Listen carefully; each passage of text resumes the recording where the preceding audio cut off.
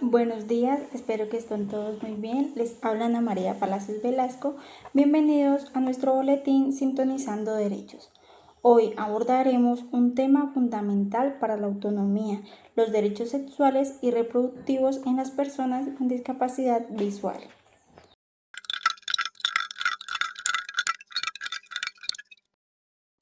Hola a todos, mi nombre es Mariana Valencia, como les decía mi compañera.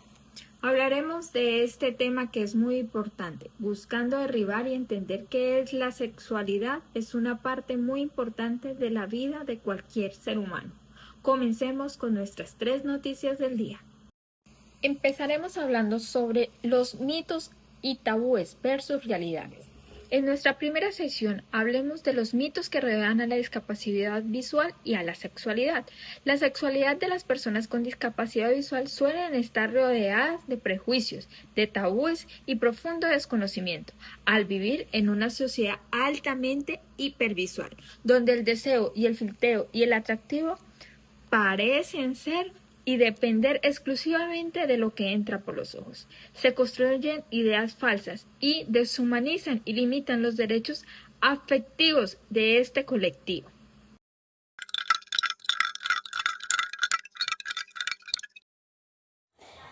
El mito son seres de luz puros o niños eternos que no tienen deseos, fantasías ni necesidades sexuales. Bueno, la realidad de este mito es que la discapacidad visual no anula la producción hormonal, el deseo ni la capacidad de sentir placer. Las personas ciegas o con baja visión tienen una identidad sexual tan activa, diversa y válida como la de cualquier otra persona. Sentir atracción, desear y querer ser deseado es una condición humana inherente no visual. También tenemos otro mito. Si no pueden ver, no les importa el físico, no se fijan en la belleza ni se sienten atraídos por los demás. Bueno, ¿cuál es la realidad de este mito? La atracción va mucho más allá de la imagen de una persona. El atractivo se percibe y se construye a través de otros canales, como lo son la voz, el aroma, la textura de la piel, la conversación, el sentido del humor y la compatibilidad emocional. Además, muchas personas con baja visión perciben siluetas o contrastes. Y quienes tienen ceguera total configuran su propio concepto de lo estético y lo sensual a través del tacto y del oído. El mito. ¿Para qué les vamos a hablar de sexo o anticonceptivos si no lo necesitan? Si darles esa información solo va a despertar su morbo.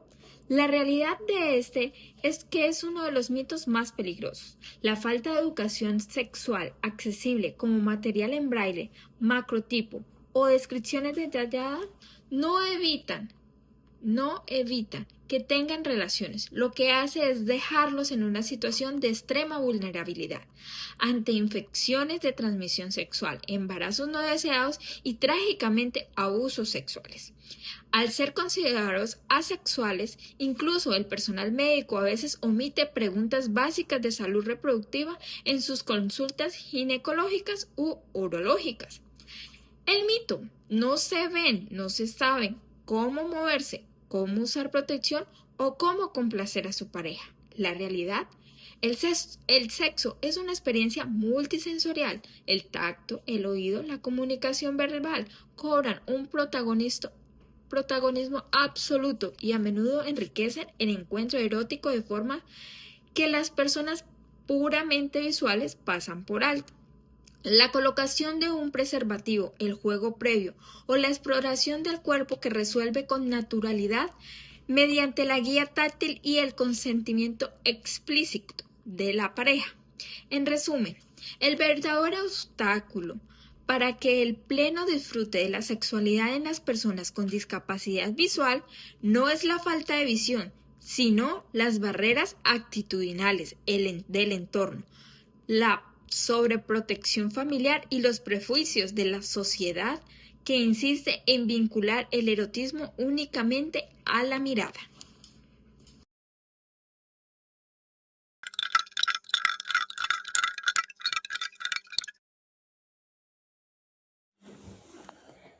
Las personas con discapacidad visual sienten, se enamoran, desean y tienen pleno derecho a disfrutar de su sexualidad.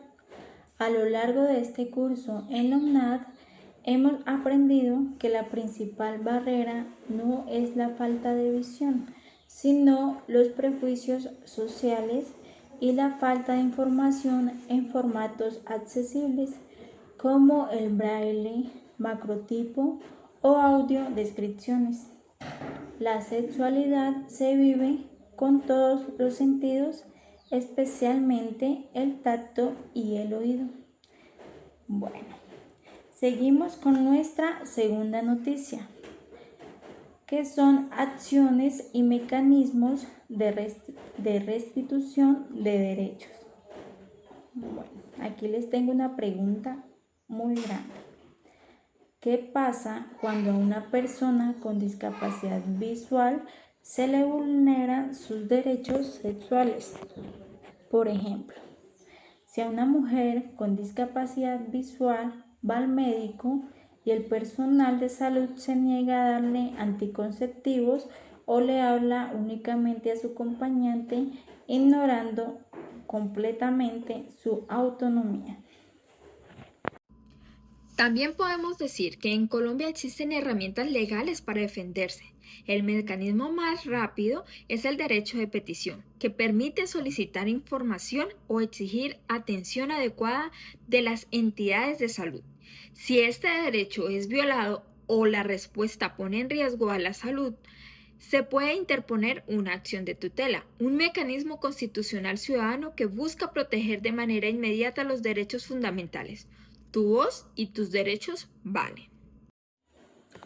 Exacto, compañera. La ley eliminó la figura de la interdicción y creó el sistema de apoyos y salvaguardias. Esto significa que si una persona con discapacidad visual necesita ayuda para entender un documento o tomar una decisión sobre su salud reproductiva, tiene derecho a pedir un apoyo, un intérprete, un documento accesible o un asesor de confianza. Pero la decisión final siempre será suya. Para despedirnos, la autonomía y el placer también son derechos constitucionales. Construir una sociedad inclusiva empieza por reconocer la diversidad en todas sus formas. Gracias. Muchas gracias por escucharnos. Recuerden, sintonizar con los derechos es sintonizar con la equidad. Hasta la próxima.